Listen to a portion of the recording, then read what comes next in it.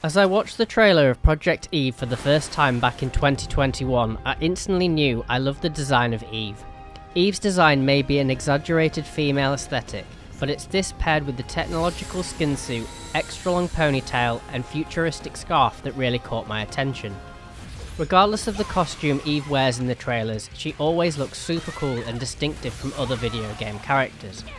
There isn't much to go on, but Eve's personality seems quite naive about the world she lives in, and yet she seems to be a very skilled fighter. I look forward to seeing how her personality develops throughout the story of Stellar Blade. The combat in Stellar Blade is nothing short of spectacular. In its most basic form, it could be compared to a Souls-like, but with a faster pace and much more of a flashy visual presentation.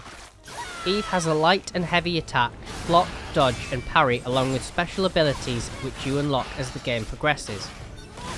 Eve's ability to block is finite, and once she's run out of shield, she takes very high damage, so you can't just tank damage.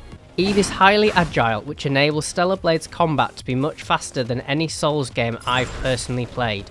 But this also means it's highly punishing too. Enemy attacks are well telegraphed in the game's visual design, but it does take some getting used to the speed, so you really have to be on the ball. The game does a great job at representing which attacks can be blocked and which attacks Eve needs to dodge away from. The combat is visually stunning to watch in motion, so I will admit I died a few times watching it like a movie and forgot I was in control of Eve. Sorry, Eve. Enemies and bosses are a crucial part of most games nowadays, but not all games do a good job. Based on playing the Stellar Blade demo, I'm happy to say that Stellar Blade appears to get things right. Enemies I encountered all had a fleshy appearance, which I guess made them look like oddly morphed humanoid creatures. Despite the outlandish aesthetic of the enemy designs, the fleshy appearance seemed to ground them in my brain as being more believable.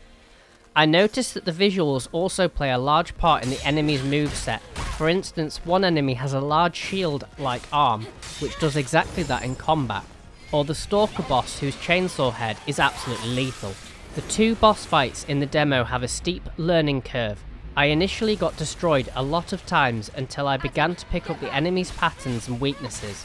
More so in Stellar Blade than any other Souls-like I've personally played, I had to closely pay attention to my shield's health and general health before playing aggressively. Music often gets overlooked in video games, but a really good soundtrack can make a game. Stellar Blade's soundtrack so far heavily reminds me of Final Fantasy XIII-2, which is high praise as that game's soundtrack is great. So much so I bought the 4-disc collector's edition of that soundtrack. Unlike my recollection of Final Fantasy XIII-2, however, the soundtrack in Stellar Blade is dynamic, so it adapts to the gameplay on the fly. Entering combat ramps up the soundtrack's overall intensity, while generally exploring makes the soundtrack more subdued. I can't wait to see what else the soundtrack has to offer.